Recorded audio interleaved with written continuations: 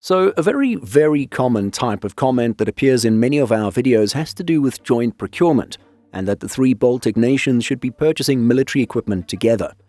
For those who are pushing this idea, the general thought is that the countries together will have greater bargaining power and may be able to drive down costs per unit.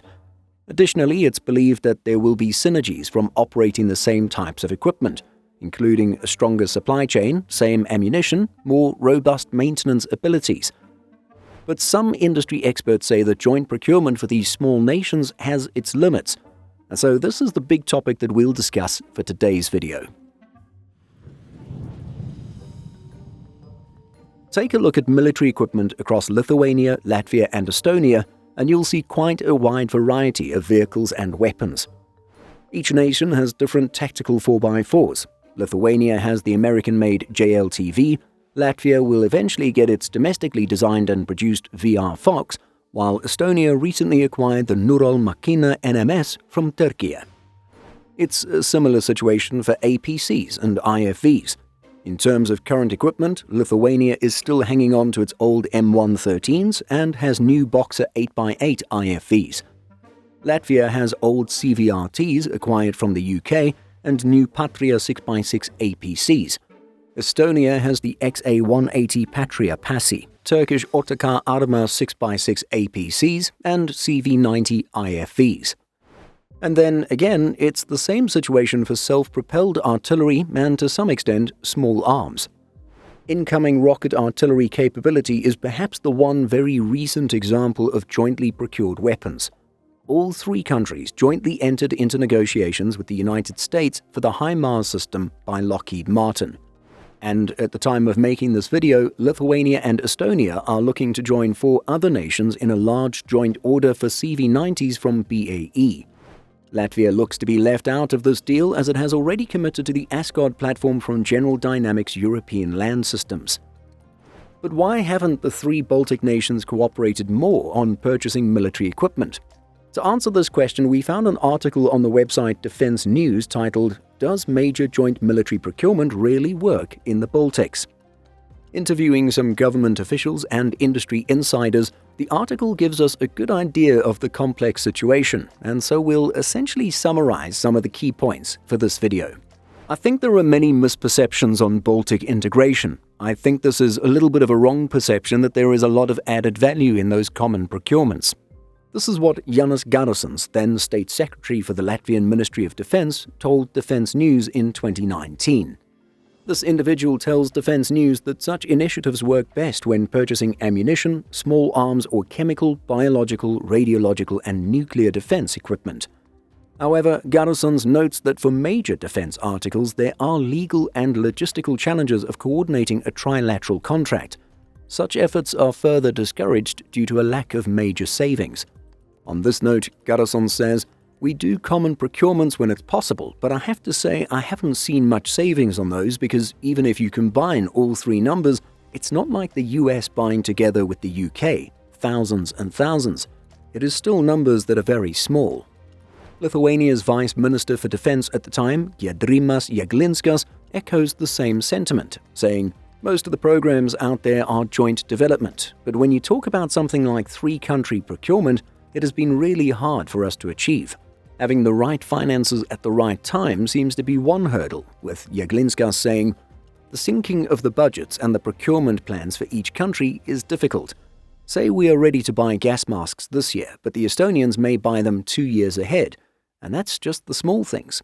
A somewhat recent example of a split has to do with air defense. A few years ago, the Lithuanian defense minister at the time stated that Latvia and Estonia had opted not to join Lithuania in the first purchase of the Norwegian NASAMS air defense system. Lithuania went ahead with the NASAMS deal and has subsequently purchased more of these systems. Estonia and Latvia then went on to sign a joint deal in late 2023 worth around €1 billion to purchase the IRIS-T air defense system from Germany. Then, around mid-2024, Lithuania's defense minister at the time said that the country was considering buying IRIS-T, although nothing has been signed since. Now, we're not 100% certain that budget cycles are the reason for this lack of coordination. But from this one example alone, it's clear that all three nations sometimes want the same things. However, as you can see, they seem to have their own timelines for acquiring those things. And then, while one might think that all three countries have the same defense priorities, it's not so simple.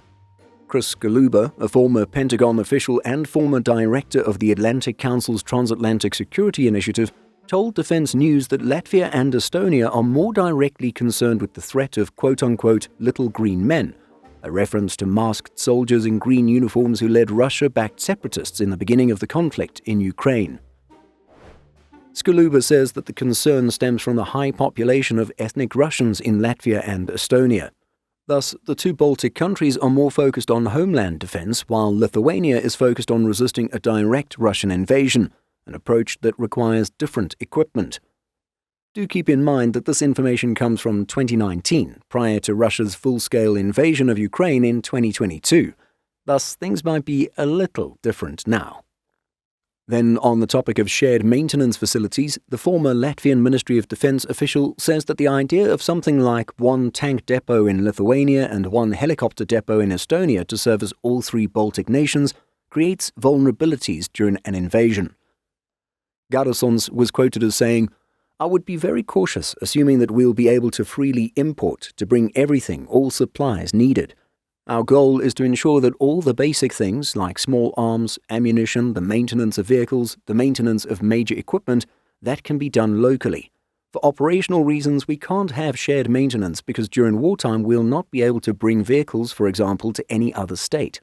It complicates common procurements because it's not so easy to agree on joint procurements where the maintenance base will be held and other issues. For us, I think it is of paramount importance to have a maintenance base." So that's how a few Baltic government officials see the challenge of joint procurement.